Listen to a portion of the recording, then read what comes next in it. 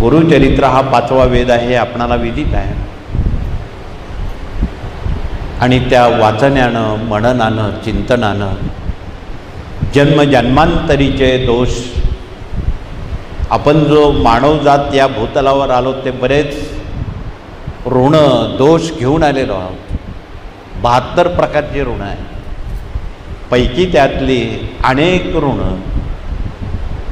या सेवेनं निवारण होतात. त्यात मातृदोष असेल, पितृदोष असेल, पूर्वजन्म, प्रारब्ध, सुकृत, क्रियामान, ऋण, वैर, हत्या, शाप, तळतळा यासारखे अनेक दोष श्री गुरुचरित्र पठणानं, चिंतनानं नव्हे श्रवणानं, श्रवण भक्तीसुद्धा तेवढीच महत्त्वाची आहे,